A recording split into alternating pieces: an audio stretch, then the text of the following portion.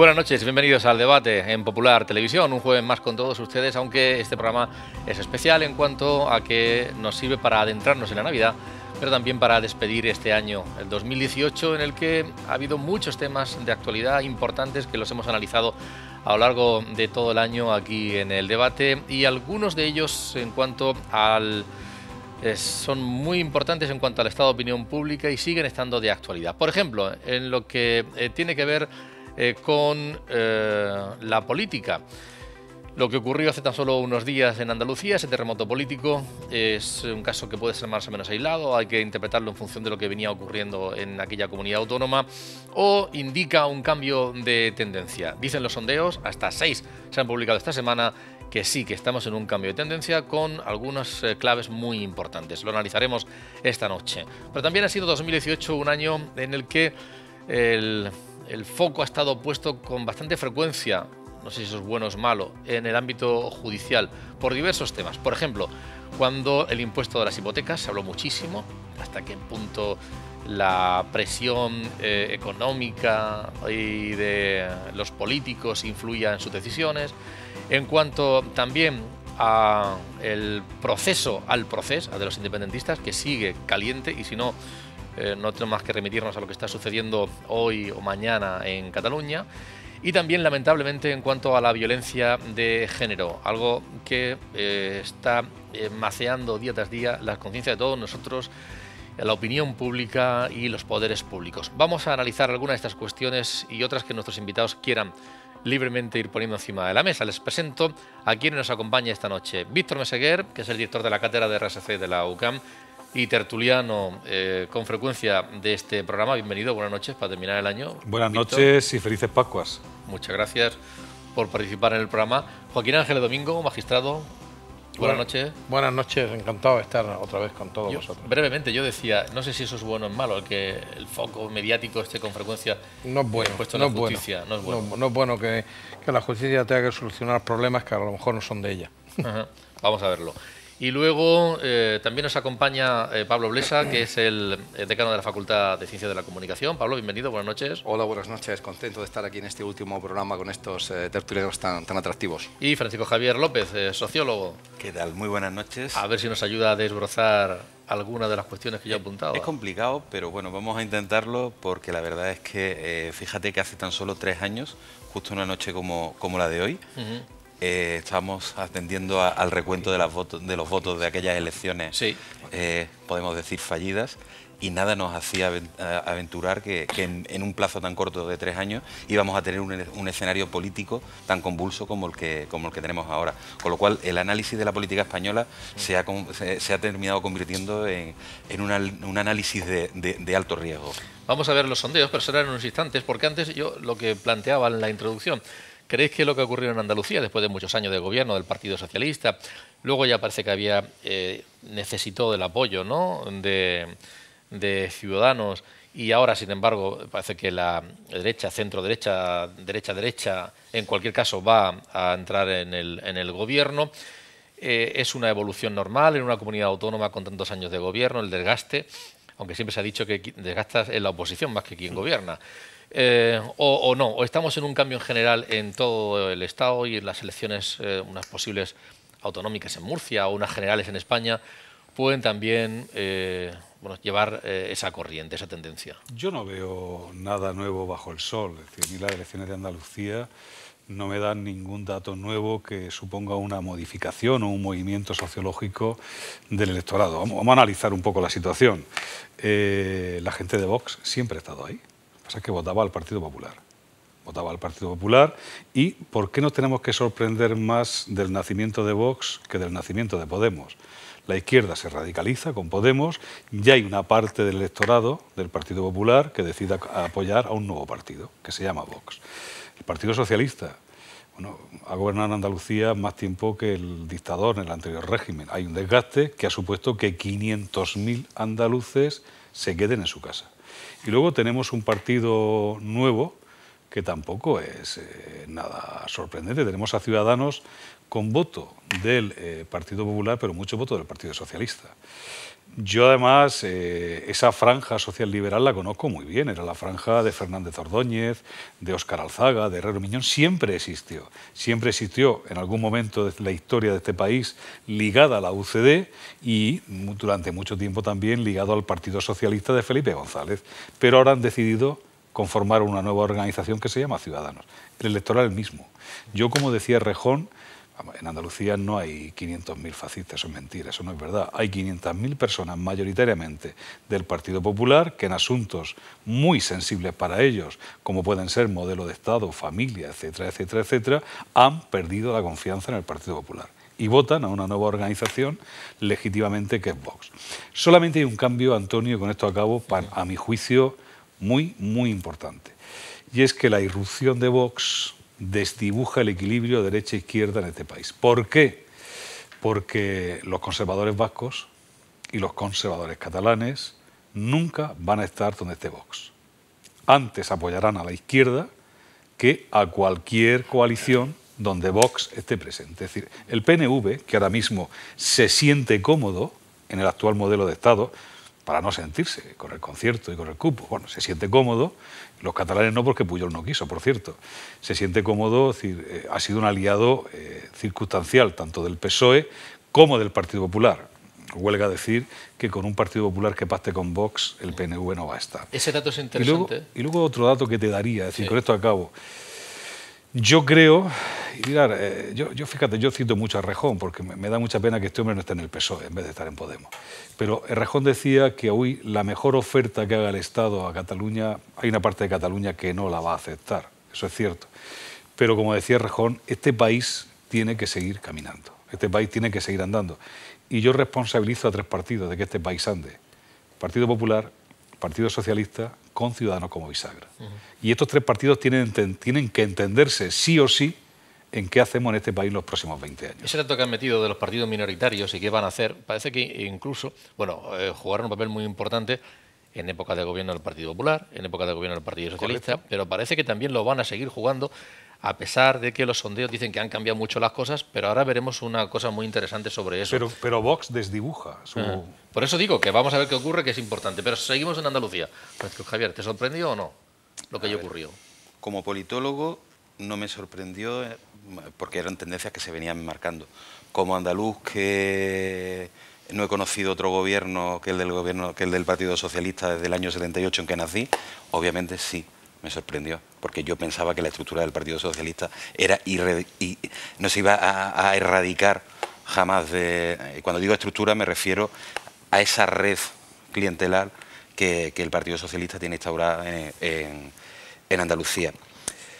El análisis, más allá del que ha podido decir Víctor, el CIS, con todas las controversias que en los últimos tiempos ha ido generando desde que accedió el actual presidente a la institución, sí detectó en el último barómetro que un 60% de los electores andaluces no quería al Partido Socialista en el gobierno. Un 60%.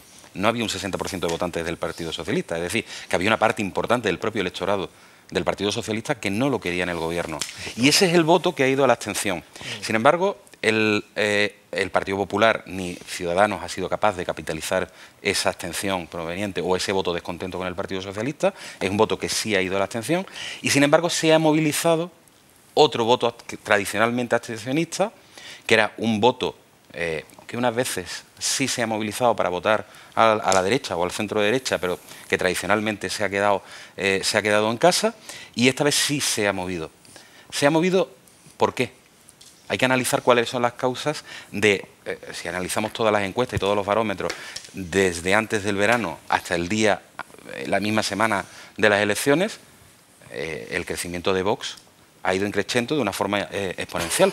Pero es que si vamos viendo qué acontecimientos han ido ocurriendo durante ese periodo, vamos viendo que es un monstruo, vamos a denominarlo así, que ha sido alimentado. Y ha sido alimentado por medios de comunicación y en especial en Andalucía por el propio Partido Socialista, porque entendía que era la forma de restar votos al Partido Popular, incluso a Ciudadanos.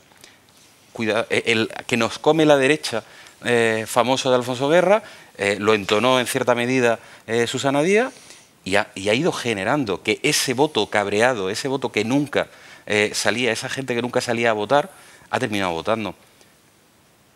¿Existe realmente un problema grave de inmigración en Andalucía o a nivel nacional, como puede tener Grecia, por ejemplo, o como lo tiene Turquía, o como lo tiene Libia, o como lo tiene...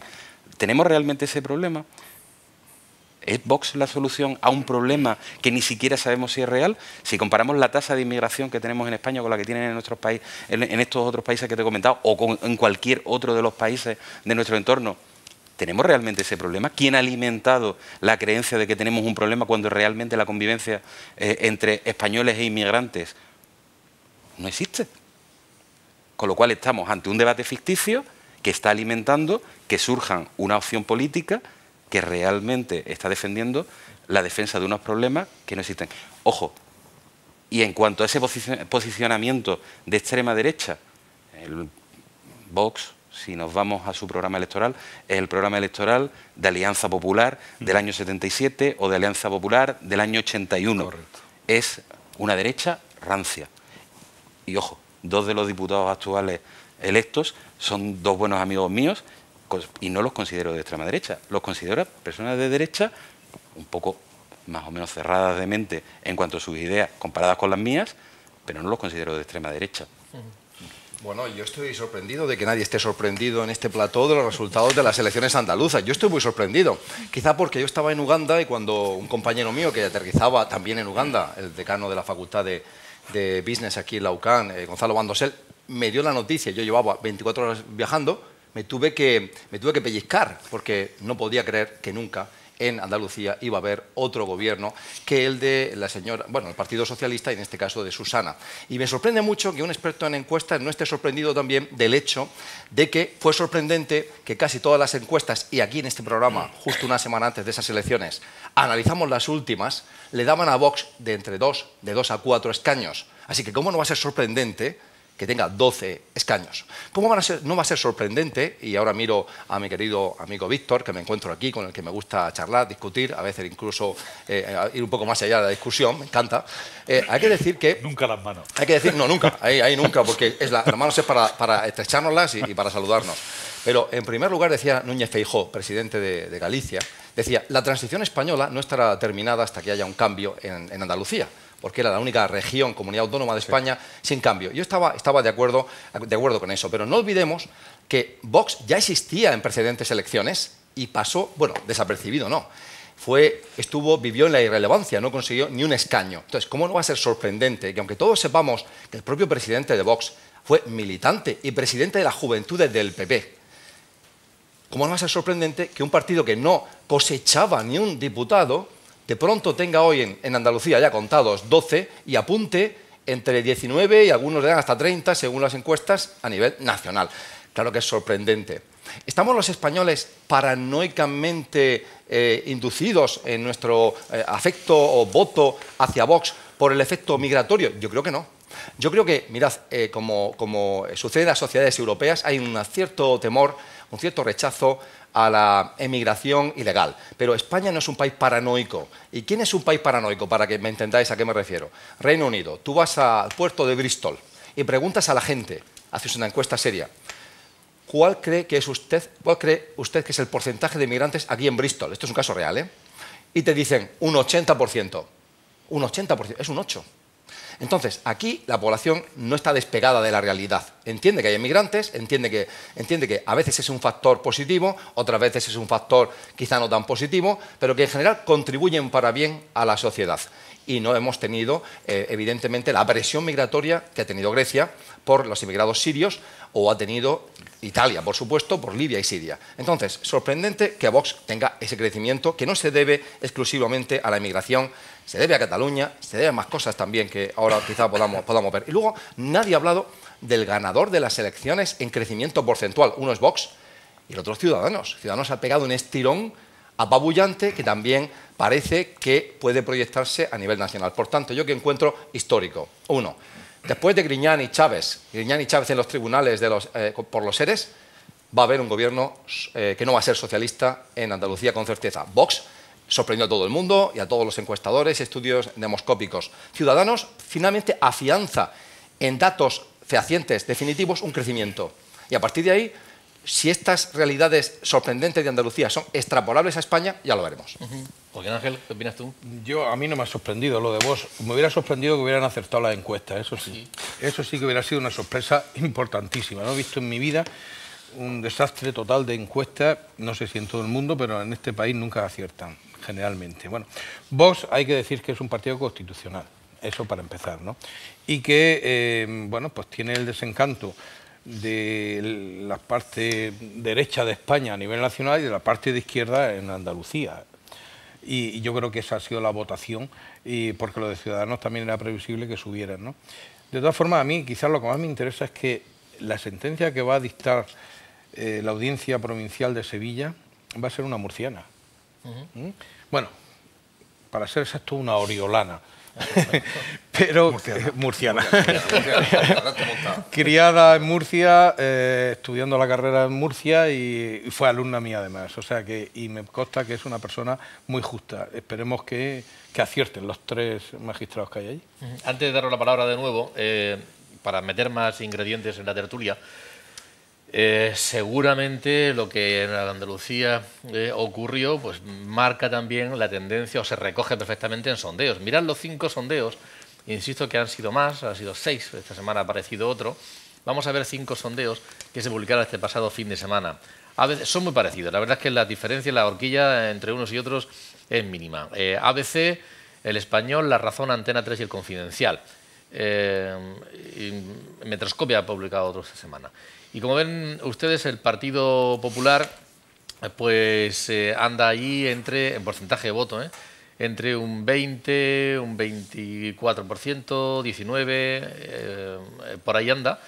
En cuanto, es decir, que baja, reduce su presencia respecto de años anteriores. El Partido Socialista, esto ya estamos hablando a nivel nacional, no estamos hablando de Andalucía, a nivel nacional. El Partido Popular bajaría, el efecto Casado se supone que no se produce, no existe. El Partido Socialista incrementa su intención de voto. Ciudadanos lo incrementa bastante. Podemos baja, pega un descenso importante, lo recogen todas las cuentas igual y en todas ellas irrumpe Vox de manera importante. Y luego hay unos restos, que es por lo que yo decía, Víctor, de partidos, porque si se suman al final parece que sociológicamente en efecto no ha cambiado mucho la cosa. Si sumamos a los partidos de derecha, al partido de izquierda, pues al final, si es que estamos hablando de que la opinión pública, la tendencia de la gente, del ciudadano, son muy similares. Otra cosa que ¿cómo se llama? ¿Cuáles son las siglas de los partidos a los que votan y por qué? ¿Por qué han dado los partidos lugar a que eso ocurra? Pero sociológicamente parece que no ha cambiado mucho. Y luego hay esos partidos minoritarios, los independentistas, RC, PDeCAT, PNV, que son poquitos, pero que pueden influir en la decisión última y que seguramente la de ahora no tiene por qué ser la de antes. Después de estos sondeos, que digo son muy parecidos, hemos hecho lo siguiente, hemos hecho una media aproximada y la hemos comparado con lo que ocurrió en las últimas elecciones generales, para ver qué sucedería. Ahí ven ustedes las barras. La primera barra es en azul el Partido Popular. El Partido Popular en la primera barra es lo que ocurrió en las últimas generales y por lo tanto ven ustedes qué ocurriría ahora. Un descenso importante en votos y escaños para el partido de Casado. Al lado ven el Partido Socialista, que respecto de las anteriores subiría, no mucho, pero algo sí subiría. Sí que subiría bastante Ciudadanos, ven ustedes la diferencia. Primera barra más clara es las últimas generales, la más oscura es lo que ocurriría ahora. Pero al revés sucedería con Podemos, fíjense ustedes qué descenso importante de Podemos, y al lado la irrupción de Vox no estaba en el Parlamento, no hasta ahora, como consecuencia de las pasadas generales, y sí que entraría con una fuerza importante. Eso es lo que pasaría en cuanto a medias respecto de las anteriores generales. No hemos reflejado pues, un poquito la presencia de los independentistas, pero insisto en que después de todo puede ser que el interés del PSOE en su momento por llegar a acuerdos necesarios con los independentistas o del Partido Popular, pues pueda ponerse encima de la mesa de nuevo otra vez ahora, ¿no? Sí, pero es que, fíjate, Antonio, yo primero coincido con Joaquín Ángel en su análisis. En lo de la magistrada. En lo de la magistrada y en el resto también, en que no me sorprende, y voy a decir por qué. Es decir, igual que no me sorprendió en su día que el voto de UCD acabara en Alianza Popular, los votantes son los mismos. Pasa que la gente se cabrea y cambia de marca. Pero fíjate, voy a mirar con mi anteojo, no soy objetivo, pero voy a mirar con mi anteojo. Eso que has puesto ahí en la pantalla lo que dice es que el gran perdedor de todo esto es el Partido Popular, cosa que a mí me da pena. Lo digo sinceramente, el gran perdedor de todo este proceso, el que tiene la bajada, es decir, el PSOE nunca se habría imaginado tener las expectativas que tiene ahora antes de llegar al gobierno. Lo de llegar al gobierno le ha venido bien. No se lo habría imaginado ni de coña. Es decir, subir en votos, ni de coña. Tenía fácil subir porque bajar más era difícil. Pero bueno, ha subido. Partido Popular, tú lo has dicho, no hay efecto Casado. No hay efecto Casado para nada. Y al final, la irrupción de Vox, yo vuelvo a insistir en mi argumento, es decir, es un espectro sociológico del voto conservador que se manifiesta en este partido. Pero yo quiero ir más allá. ¿Por qué me da pena que el Partido Popular sea el gran perdedor de este proceso? Porque estoy convencido, y yo no sé, y ojo, en eso no creen ni los del PSOE, ni creen los del Partido Popular, ni creen los de Ciudadanos. Yo estoy convencido que la única forma de restaurar la transición democrática en este país es un acuerdo de esos tres partidos, del Partido Popular, de Ciudadanos y del Partido Socialista. Lo digo claramente, dejo fuera a Podemos, dejo fuera a Vox y dejo fuera a los nacionalistas. Son estos tres partidos los que tienen que definir cómo este país sigue andando hacia adelante. Pero eso es inviable, Víctor. Es inviable en España, sí. No es inviable en Alemania, No, pero es inviable en España, pero yo quiero que alguien me diga cuál es la alternativa. Si la alternativa es gobernar con Vox, la que vamos a liar va a ser gorda. Si la alternativa es gobernar con los independentistas, que alguien me amarre los machos. Es decir, permíteme que acabe como tú dices. En ambos casos es un camino sin retorno. Insisto, alguna vez en este país, igual que ha hecho la socialdemocracia y la democracia cristiana en Alemania, estos señores tendrán que ponerse de acuerdo en algo. Y luego quiero concluir. ¿Por qué digo que se va a echar de menos y me da pena lo que ha pasado con el Partido Popular? Mariano Rajoy hizo un gobierno de tecnócratas, hizo una gran tarea que el tiempo le reconocerá porque actualmente no se le ha sabido reconocer el esfuerzo que este hombre hizo al frente de este país. Prácticamente hizo de administrador concursal. Rajoy hizo de administrador concursal y puso al frente del gobierno a gente del Cuerpo Superior de Administradores del Estado, abogados del Estado, técnicos comerciales del Estado, algún juez. Puso la tecnocracia al servicio no de la ideología, sino de un problema concreto que tenía este país. Y seamos honestos, lo hizo bien. Lo hizo bien. Lo que pasa es que también tenemos que decir, y permitirme la frase que utilizo, lo que ha demostrado estos sondeos es que Roma sí paga traidores. ¿En qué sentido? Acabo, y yo es público y notorio que soy militante del Partido Socialista. Nunca se habría imaginado el Partido Socialista las expectativas que tiene si no hace lo que hizo desalojando a Mariano Rajoy.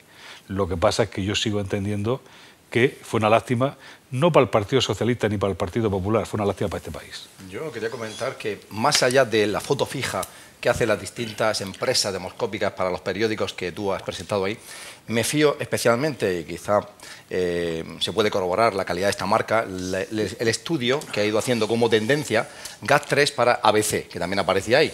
Porque ahí vemos que cada 3 meses han hecho una encuesta y se ven las tendencias. Y al final yo de las encuestas me quedo con las tendencias. Entonces, en esa visión que GAT3 ha hecho para ABC, lo que uno ve es claramente que hay unos ganadores y perdedores rotundos. Pero luego, en último extremo, voy a cotejar algún aspecto de lo que ha dicho Víctor, que tiene tanta pena por el PP, porque igual que le ha pasado en Andalucía, que aún bajando en número de escaños, puede terminar con la presidencia. Entonces, a mí lo que me parece interesante son las luchas dentro de los bloques de izquierda o de derecha, con sus afiliados o elementos orbitantes o orbitales, como los nacionalistas. ¿Por qué? Porque ¿quién gana dentro? Que al PP en Andalucía le va a pasar lo que pasó en España. Claro, ¿quién gana dentro de ese bloque? Determina quién gobierna. Entonces, el PP, que ha bajado en Andalucía, va a gobernar presuntamente en Andalucía. Entonces, ¿dónde voy? Y en España gobierna el PSOE. Y en España gobierna el PSOE. Por las mismas. Efectivamente. En estas tendencias, en estas imágenes, en estos análisis demoscópicos, uno ve que obviamente hay unos ganadores como Ciudadanos que actualmente pasaría de 32 a 74. O sea, es un brutal cambio, crecimiento. Vox, por supuesto, que de no existir, le dan, en este estudio en concreto, en diciembre, le dan 19. Y luego hay unos perdedores rotundos también. El PP, que baja capuza de 137 a 89, y Podemos, que se hunde de 71 a 38. Y un elemento interesante, si este cuadro que dibuja esta encuesta en diciembre es fidedigno, y estriba en que los independentistas dejarían de ser relevantes para conformar gobiernos, ya que podría haber dos tipos de coaliciones. Una, yo le llamo las dos Frankenstein, tienen un punto de Frankenstein. Uno sería PP, Ciudadanos y Vox, con estos datos.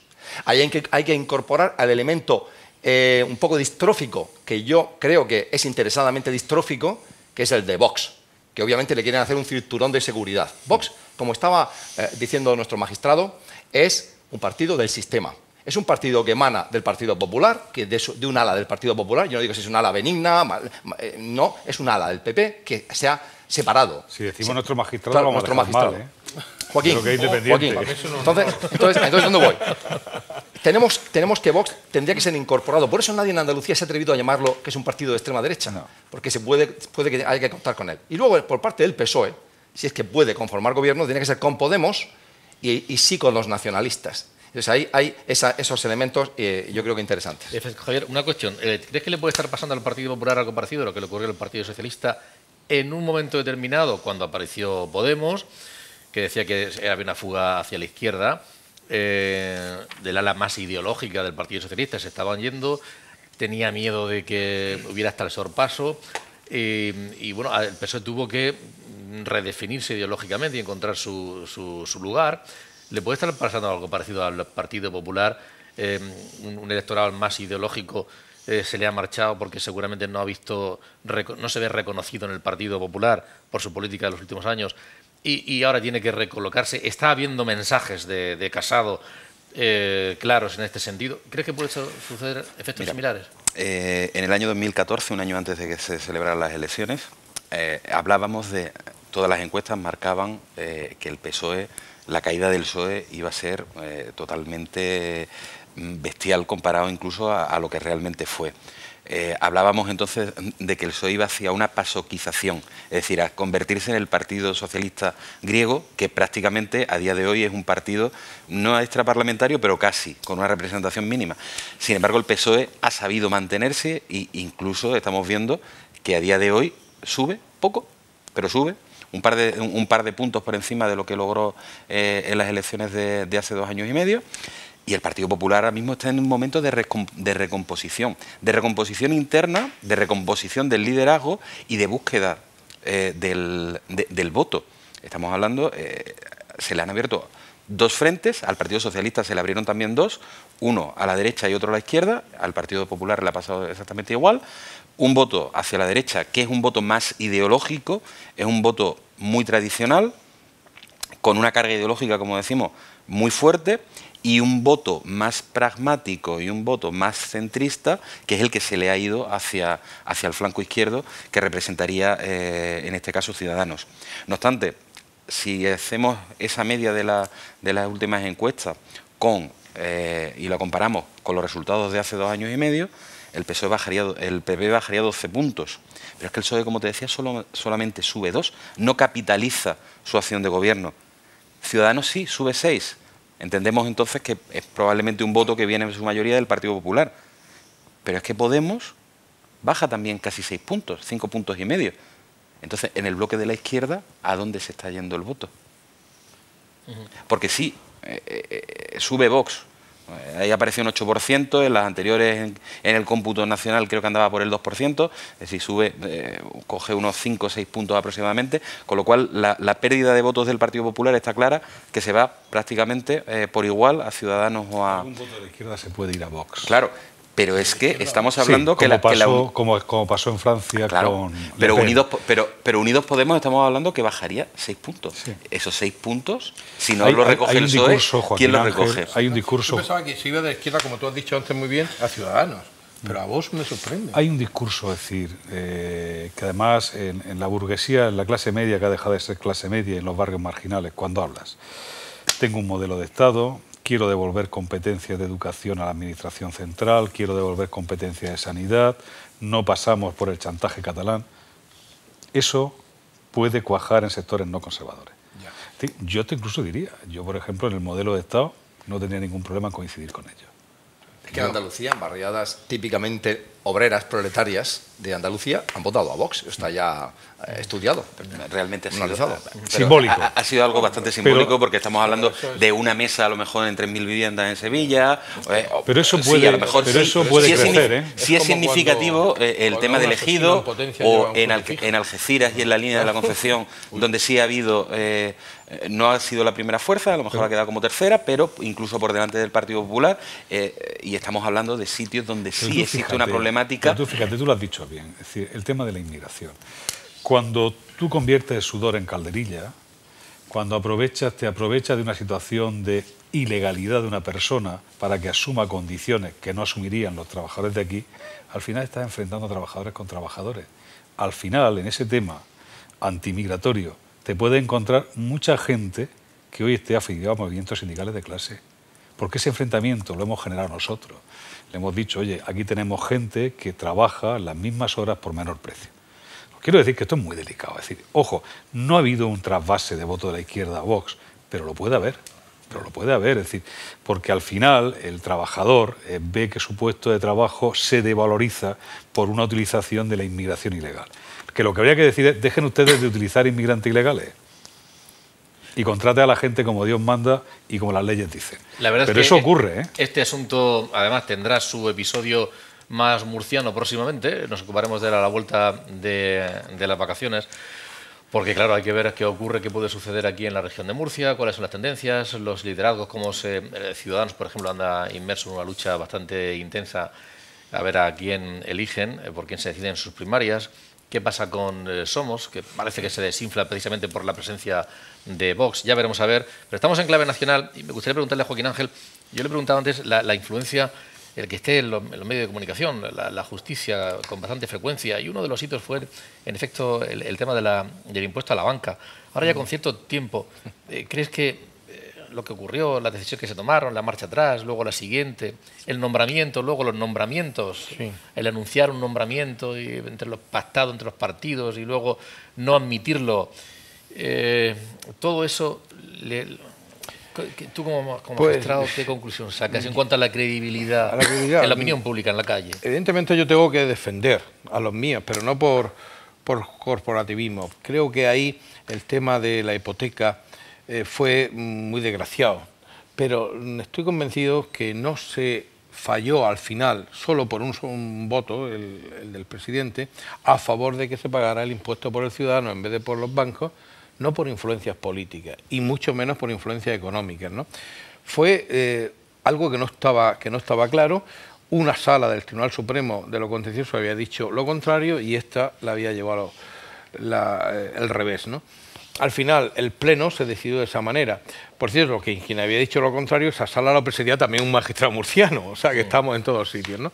Bueno, pues yo estoy convencido que no. Lo que sí fue un desastre, Antonio, fue el tema de saber quién iba a ser el presidente antes de quién iban a elegirlo, ¿no? Sí.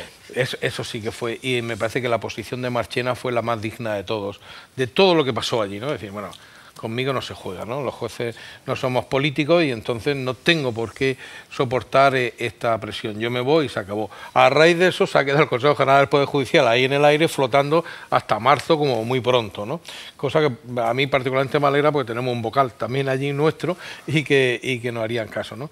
Pero lo que sigue sin arreglarse, y eso es muy interesante, es el nombramiento de esos vocales por alguien que no sean política. Sí, yo quería puntualizar que a mí personalmente como ciudadano, uno de los comentarios en aquel momento tan turbulento que más me dañó los oídos fue el de Ignacio Cosidó. El de Ignacio Considó, eso es muy grave, eso es muy grave. Pablo, Que uno de los líderes del Partido Popular en el Senado, en un WhatsApp con 100 personas, obviamente de su partido, pero con 100 personas, se atribuyese el control Es un farol. de los jueces del Supremo. No, tranquilos, chicos, que yo controlo esto, tengo a los jueces controlados. Fue tan vergonzoso que eso llevó a Marchena, que es un hombre decente y que demuestra una elegancia extraordinaria, a renunciar a ser el presidente del Consejo General del Poder Judicial, me parece que... Y ahora es el responsable de la Sala de lo Penal que va a juzgar a los presos del procés. Que estamos pendientes, ¿no?, de que digan, a no ser que lo hayan resuelto ya y yo no me haya enterado, si realmente la competencia es de Madrid, del Supremo, o es de... Te quería preguntar por ese tema. Es curioso, yo también estoy expectante. Los políticos catalanes, bueno, los independentistas están muy interesados en que todo el proceso salga de la justicia del Estado y que o bien se lleve a Cataluña o bien se lleve a Estrasburgo. O a Andorra. O a Andorra, donde sea. Y se está planteando desde que se han vulnerado los derechos constitucionales, de esas, el propio Constitucional los vulnera, ¿no?, de las personas que están presas, o que de la competencia no lo es. ¿Cuál es tu opinión? Mi opinión es que, desde luego, quien controla la Constitucional son ellos. Eso está claro, que es lo que quieren, ¿no? Es curioso porque lo que dice el fiscal, y yo en parte creo que tiene razón, es que esa decisión del 1 en Cataluña no afecta solo a Cataluña, nos afecta a toda España, a todos nosotros. Es decir, que es que Cataluña es España, es que yo quiero que Cataluña siga siendo España, es que a mí me están quitando parte de la soberanía nacional, ¿no? Entonces, en ese sentido sería el Tribunal Supremo como órgano central el que lo conociera. Es verdad que el delito se ha cometido en Cataluña, con lo cual ellos dicen, el Tribunal Superior de Justicia de Cataluña, el que lo conozca, ¿no? Pero las ramificaciones han pasado de Cataluña. Yo, salvo que me equivoque, que puede ser que ahora el Supremo diga no, todo para el TSJ de Cataluña, yo creo que la competencia es nacional. Yo creo, ¿puedo comentar? Sí, sí. Creo que es muy obtuso, obviamente muy interesado, por parte de los abogados de los líderes del procés encarcelados o huidos, considerar que el Tribunal Superior de Cataluña tiene las competencias, porque es obvio que ellos atentaron contra la Constitución, pero como el Titanic contra el iceberg. Reventaron la Constitución, se la saltaron el Estatuto, la Constitución, al rey que no firmó, obviamente, aquellas dos leyes de desconexión y la de referéndum. Entonces, es obvio que es una atribución, y esa ha sido la tesis que ha mantenido el Supremo y la va a validar, de que tiene que ser juzgado en el Supremo. Yo negaré la evidencia ante el juez, porque lo que voy a decir es muy incorrecto y podría acabar en la cárcel, aunque bien pensado me pillaría el trabajo más cerca. Todo tiene sus ventajas. Yo, fíjate, aprecio tanto a Joaquín Ángel que no voy a matizar nada de lo que ha dicho. Pero no estás de acuerdo. Yo creo en los jueces, creo en la justicia, no creo en el Consejo General del Poder Judicial tal y como está conformado ahora, y no creo en el gobierno de los jueces tal y como está conformado ahora. Pero voy a ser coherente, no voy a hacer ni un solo matiz a lo que ha dicho Joaquín Ángel. Pero la mano invisible que mece la cuna y del poder que tiene en esta región y en este país somos conscientes todos, ¿vale? Es decir, la mano invisible que mece la cuna, el poder financiero, que se le puede poner cara, no me atreveré yo, porque voy a acabar sentado enfrente de Joaquín Ángel, pero la mano invisible que mece... Yo mañana, si tuviera que invertir y hacerme rico, en vez de una universidad montaba una urbanización, ¿vale? Es decir, ese tema es complejo. Y yo, como he sido dirigente de una organización social importante y sé cómo se juega a esos niveles, digo, ojo que el poder financiero siempre, insisto, como mano invisible que mece la cuna y nunca aparece en ningún sitio, su influencia es más importante de la que parece, no en el Poder Judicial, en el Poder Ejecutivo, en el Poder Legislativo y en la sociedad en su conjunto. Pero de todas formas, Víctor, perdona, no sirvió para nada. No. Porque al día siguiente dictaron un Real Decreto Ley y dijeron, me da igual Y lo que además, digan los jueces, vamos a hacer lo que digamos nosotros, además, esto es lo que mandamos, y además, que es muy fuerte. ¿eh? Y además, Joaquín Ángel, si le hubiera dado la razón a los ciudadanos, al día siguiente lo habría pagado tu hijo y el mío. No, Tu hija y el Antes mío. de darle la palabra a Francisco Javier, otra cuestión más. Eso es respecto del TSJ de Cataluña. Pero también apuntan, quiero saber tu opinión, que se pueden, manteniendo a los presos en cárcel y no dejándolos salir en libertad, a pesar de que se lo han solicitado en varias ocasiones, se puede estar vulnerando sus derechos y por eso se reclama justicia superior a Estrasburgo. Nada, eso es, en mi opinión, no tiene ningún sentido. Absolutamente ninguno. Alguien está preso preventivo porque ha cometido un delito muy grave y no ha pasado el plazo de la prisión preventiva. Simplemente por eso. No, Estrasburgo ahí no tiene nada que decir, por mucho que sea Estrasburgo. Nada. Si vamos al principio de la cuestión, el problema de fondo lo tenemos. Es un problema político, al fin y al cabo, en cuanto a que... Por eso decía yo al principio que claro, no era bueno que los jueces... Claro. Sí. Primero, por cómo esa mano que sí es visible, que es el poder político, se inmiscuye dentro de los órganos judiciales, en este caso del Poder Judicial, a la hora de elegir a sus órganos de gobierno.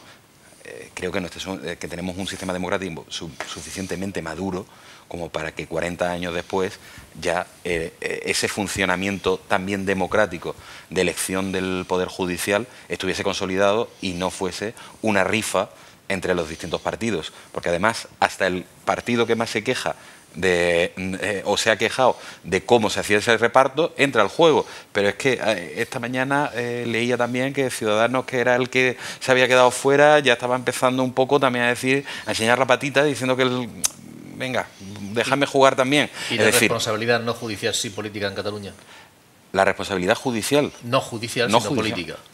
Efectivamente. En estos momentos es la situación que está, vamos a ver. En este momento hay una responsabilidad política. En el punto en el que estamos en Cataluña, vamos a ver cómo transcurre esta noche y cómo transcurre además el día de mañana. Está transcurriendo maravillosamente. ¿Qué? Sí, en Murcia sí, hace un poco de fresco, pero sí, pero no sabemos cómo va a ser la madrugada en Cataluña con todo lo que los CDR han aventurado de cara a la celebración del Consejo de Ministros en el día de mañana. Con lo cual hay una responsabilidad política en tanto que se puede negociar, se puede hablar, sí, pero con la Constitución, con la ley sobre la mesa y como línea roja. Ir más allá, ceder más de esas líneas, obviamente, primero, es ilegal y segundo, es convertirte en cómplice de aquellos que quieren fracturar el Estado. No hay otra. En cualquier caso, la decisión seguramente puede ser fácil de tomar, ¿no? Puede ser ponerla encima de la mesa, pero que realmente lleve sus frutos a una convivencia en Cataluña, dentro del marco español. ¿O las políticas? No, las políticas son complicadas. ¿Pero qué decisión política han tomado? No, digo la que habría que tomar, la que hubiera que tomar, sea cual fuere. Yo creo a raíz de la cumbre. Claro, se pueden tomar decisiones políticas sobre si se aplica 155 o no, sobre si se sigue negociando o no, pero en cualquier caso, no le veo, ya que al final, ¿cuál de ellas sirve para mejorar la convivencia y reponer el Estado? Sinceramente, ahora mismo soy de los que opinan que la idea de aplicar el 155 es ridícula, absurda y fuera de lugar. No tiene sentido que en un momento en que el presidente del gobierno está claramente apostando por una vía de distensión, claramente se desplaza, acepta un trueque que consiste en que en el Parlamento español el PDeCAT va a apoyar el techo de gasto, lo cual significa darle un poco de aire para que Pedro Sánchez sueñe con que luego en enero va a poder aprobar los presupuestos generales del Estado, que es lo que ha pasado hoy, que en el Congreso de los Diputados los partidos secesionistas, independentistas catalanes, han apoyado el techo de gasto que va a ir al Senado y lo va a tumbar. Pero es decirle, estamos dispuestos, tengo una manera de jugar contigo, yo tengo en mi baraja hay estos ases. Y obviamente te estoy diciendo que puedo cambiar de opinión y apoyar tus presupuestos y darte aire para que termine la legislatura. A cambio, ¿qué acepta Pedro Sánchez? Acepto la minicumbre. Acepto que me recibas en el Palacio de Pedralbes, que es donde se recibe a los líderes extranjeros, y acepto que 3 de mis ministros, 3 de mis consejeros y 3 de tus ministros deben estar ahí sentados. Y ese es el trueque que hay. Y a partir de ahí está la violencia, están las huelgas de hambre, está Aram, están los jóvenes de la CUP, están los CDRs y otras cosas. Joaquín Ángel, es verdad que seguramente se tenía que haber resuelto esto en el ámbito político y no en lo judicial, claro, pero también es verdad que la ciudadanía, yo creo que al final dice, oye, siempre tenemos a los jueces. Efectivamente, eso lo decía además un compañero tuyo, me lo decía muchas veces, la esperanza del Estado de Derecho sois vosotros. Eso es. Y es así, ¿no? Aquí los jueces del Tribunal Constitucional, en este caso esencialmente, han jugado un papel muy importante para mantener el equilibrio de poderes en este país, ¿no? Eso está claro.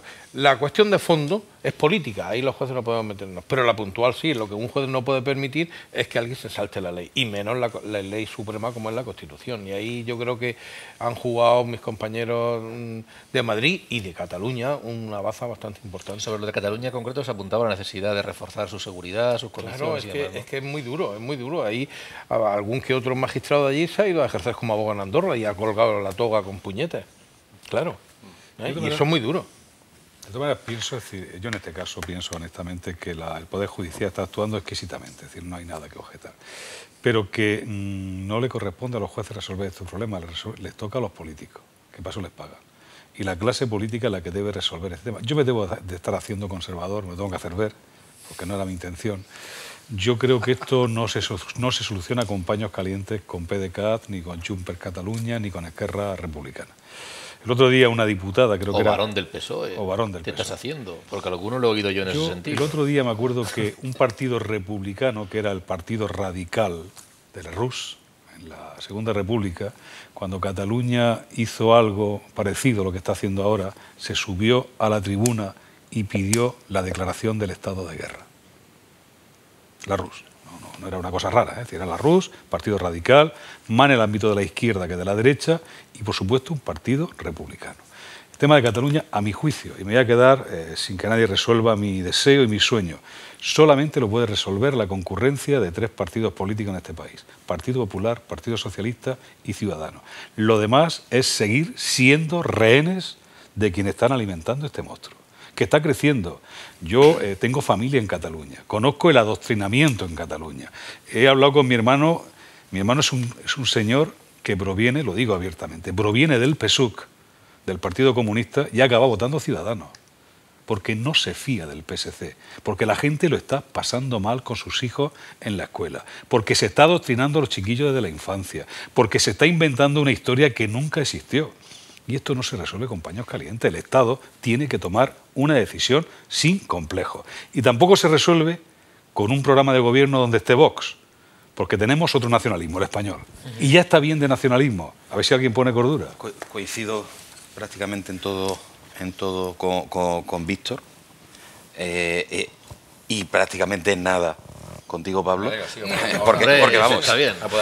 básicamente lo que me ha venido a decir es que las negociaciones que está haciendo el Partido Socialista es que el Partido Socialista está ofreciéndose ser la muleta del nacionalismo a cambio de que lo reciban en Pedralbes como si fueran unos líderes extranjeros, para que Pedro Sánchez siga ocupando el Palacio de la Moncloa. Eso es clarísimo. En ese caso, desalójese al Partido Socialista en este mismo momento. Pero ya no lo digo yo. Digo lo que hace por el bien de España, porque obviamente no favorece bajo ningún concepto seguir siendo muleta, que el Partido Socialista se convierta en la muleta de estos señores. No está de acuerdo conmigo, no está de acuerdo con Pedro Sánchez, que es distinto. No, claro, yo no le he visto la política a Pedro Sánchez. No, pero tú me dices, es un presidente que tiene un talante de diálogo tal, pero ¿qué obtiene a cambio?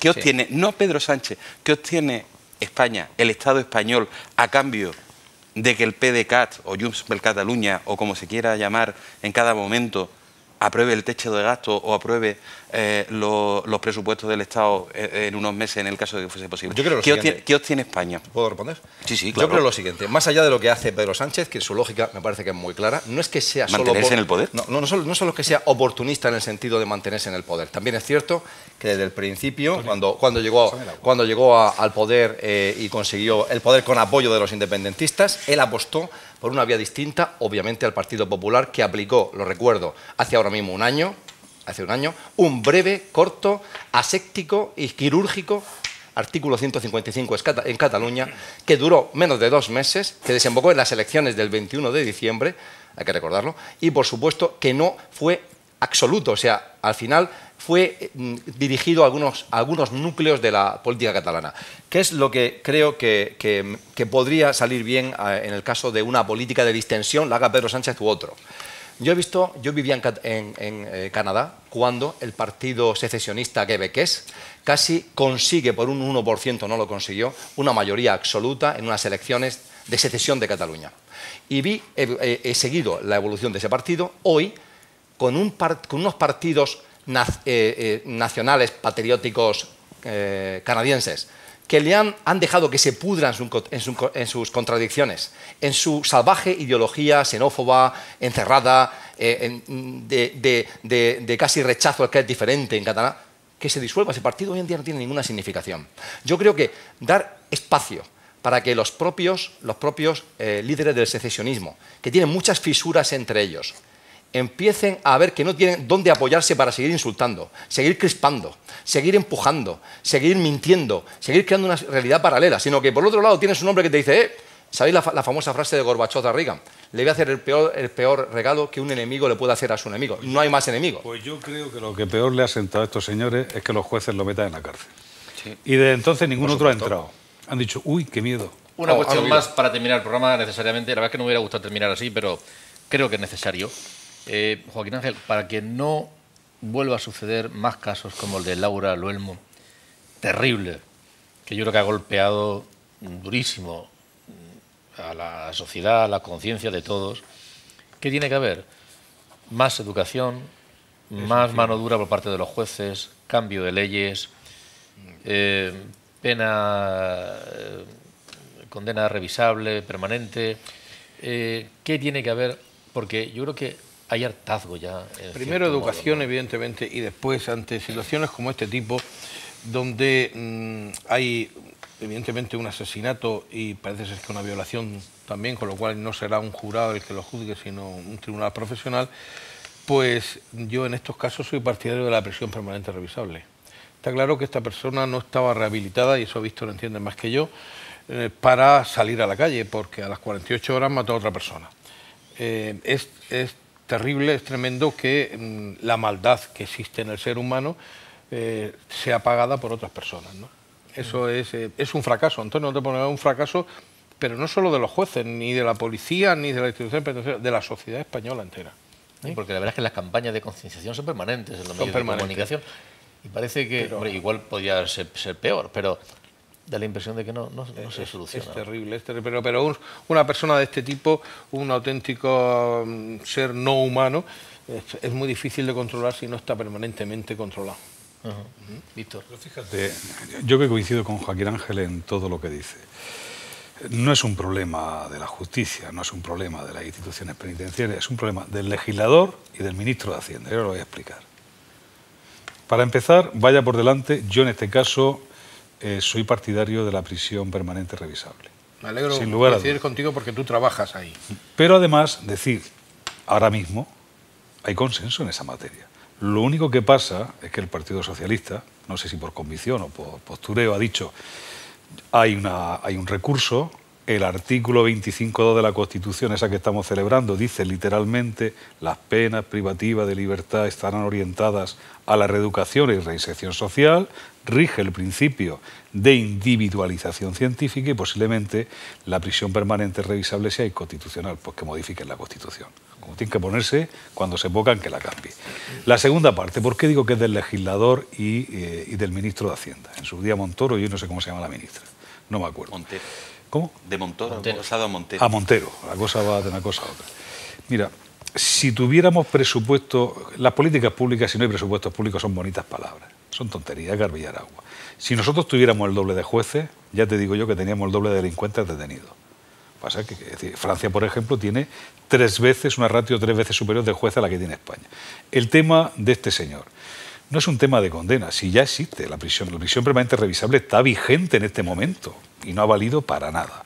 Es más, te digo, hay una modificación de la libertad condicional que ahora aparece como suspensión de la condena por parte de los jueces, que incluye un delito sexual como elemento para no concesión de la suspensión, sin embargo, un delito de asesinato como el que tenía este señor sí procede la suspensión. ¿Dónde quiero ir a parar? Esto que ha pasado es evitable hoy día, pero es evitable si ponemos presupuesto. Voy a decir, cuando me diga mi mujer esta noche, menos mal que esta semana ha sido el aniversario, llevamos 33 años casados, igual tiene indulgencia, pero se va a cabrear. Mi mujer le llaman la joyera en la cárcel, porque es la que pone las pulseras, ¿vale? Las pulseras de la gente que está en la cárcel, telemático. Esto hoy día hay tecnología para hacer seguimiento de estos señores. Hay tecnología sobrada. Es decir, el problema no es la sentencia del juez. Si tenemos más presos que Turquía, proporcionalmente. España es el país europeo con mayor ratio de presos y no sirve para nada. Hay países donde hay pena de muerte y sigue habiendo asesinatos. Estados Unidos. Insisto, yo soy partidario de la prisión permanente revisable. Pero lo que hay que hacer es que si un señor de estos sale a la calle, tenga un seguimiento que evite que haga lo que ha hecho. El problema no está ni en la judicatura, ni en las instituciones penitenciarias, lo vuelve a tener el poder político, lo tiene el legislativo. Ponga usted medios para que los jueces y los encargados de la ejecución de la pena evitemos que descelebrados como este señor cometan un crimen atroz como el que ha cometido. Vaya por delante que yo también comparto la necesidad de la prisión permanente revisable y además creo que no va en contra de la Constitución, puesto que por eso tiene el apelativo de revisable para que pasado un tiempo se pueda ver si ha habido esa reinserción o no. Claro, una reinserción que en el caso especial de los violadores, hablando con funcionarios de prisiones y leyendo alguna que otra vez, parece ser que es el colectivo de presos que menor reinserción tienen, incluso frente a asesinos, ladrones, etcétera, siempre puede llegar a haber un arrepentimiento o incluso... en el tema de los delitos sexuales, cuanto más viejo, más verde. El refrán sí, vale. Claro, pero el agresor sexual normalmente siempre busca la excusa. Es que iba bebido, es que me provocó, es que... Con lo cual, aparte de todo lo que decía Víctor, de falta de medios, etcétera y tal, es que también hace falta una solución política en cuanto a qué hacer con personas que, más allá de la delincuencia, también son personas con problemas mentales serios. Y a lo mejor es verdad que no hay que aplicarles una prisión permanente revisable en una institución carcelaria, sino en otro tipo de institución. Yo el problema mental, yo ahí me revelo, yo el problema mental, esta gente está muy mal de salud mental, pero se aparta de los autobuses. Y si se aparta de los autobuses, que se aparten de violar gente. De verdad, te lo digo en serio, es decir, porque ya estoy harto de atenuante por drogadicción, atenuante por salud mental, atenuante... No, este señor es un violador y un asesino. Y lo que no podemos es permitir que vuelva a cometer un delito. Claro. Y hoy día, en el siglo XXI, eso es posible. Pablo. Igual que Joaquín estaba feliz de estar de acuerdo con Víctor, yo estoy de acuerdo de estar con Víctor y con Joaquín también estoy de acuerdo en muchos sentidos, pero me gustaría matizar algunas cosas. En primer lugar, qué mala suerte Laura, una chica con ideales, una chica con talento, una chica con ganas de vivir. Mucha mala suerte. Terminar viviendo enfrente de una alimaña, como era Bernardo Montoya, posiblemente su hermano también. Personas con una clara desviación, no enfermos mentales, pero sí... obviamente violadores compulsivos y asesinos compulsivos que te mataban simplemente para no ser denunciados. Es un asesino visceral. Ya desde niños, fíjate que la madre y el padre los han llamado alimañas. La madre y el padre tuvieron 9 hijos y 2 les han salido alimañas. Y los otros no, son gente normal que está conviviendo en su pueblo, etc.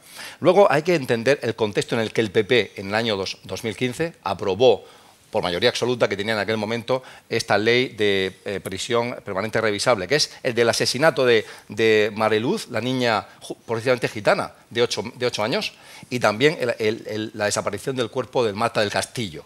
Y en aquel momento en el que no se encuentra el cuerpo de Marta del Castillo es cuando el PP aprueba esta ley. Pero entonces el PSOE, creo que por un tacticismo, la recurre al Constitucional. Y el Constitucional aún no ha tomado su decisión. A partir de ahí, yo venía en el coche pensando, pero si estos casos son claramente cercables por la tecnología. ¿Cómo que un señor, ya tenemos el artículo 106 del Código Penal, que dice que a este tipo de criminales reincidentes, que además cometen crímenes odiosos, hay que hacer es un seguimiento? Vale, no puedes ponerle quizá un policía. Libertad vigilada. Libertad vigilada y efectivamente la tecnología. ¿Cómo es que ese señor no llevaba una de esas cinturones, un sistema de control incluso más fuerte que ese, y estaba a sus anchas de nuevo reinsertado en un pueblo donde claramente iba a delinquir de nuevo? Por eso aquí hay una contradicción entre el artículo 25.2 de la Constitución, que habla de la reinserción, y el 106, que dice, lo dice ya, que hay que hacer un seguimiento especial a aquellos criminales reincidentes que han cometido crímenes odiosos. Sí que puede haber razones para la inconstitucionalidad, pero si las hay, que modifiquen la Constitución. Es que el primer fin de la pena es reinsertar, pero el segundo es castigar. Sí. Es decir, que si no conseguimos la reinserción, está usted castigado permanentemente. Prevención general. Claro. Pues acabamos ya. Ojalá que este hecho de verdad que no se produzca. Y tampoco la ola que se ha producido después. ¿En qué sitios son los peligrosos? ¿Dónde se pueden las chicas salir a hacer deporte para que no corran peligro? ¿Quiénes son los sospechosos? Porque es que hablar de todo eso produce, yo creo que, indignación tener que plantear todo ese tipo de discusiones, en qué condiciones y de qué manera. Es francamente detestable tener que entrar en ese terreno. Se puede evitar. Se pueden evitar. Y ojalá que hablemos de cosas mucho más bonitas el año que viene. Tenemos por delante unos días que hay que disfrutar de ellos. Ahora vienen los cordiales, ¿no? Y ahora tenemos unos cordiales cuando terminemos el programa para aguantar. Joaquín Ángel, no sé si Habrá menos foco en la judicatura, pero seguimos contando contigo en este programa. Encantado, cada vez que quieras. Muchas gracias, Joaquín Ángel Domingo, Víctor Meseguer. Un placer como siempre. Pablo Olesa y Francisco Javier. Ha sido un placer contar con todos nuestros invitados, que a lo largo de muchos programas hemos tenido, 2008 también, 18 aquí en el debate, y de todos ustedes como espectadores. Volveremos a la vuelta de vacaciones.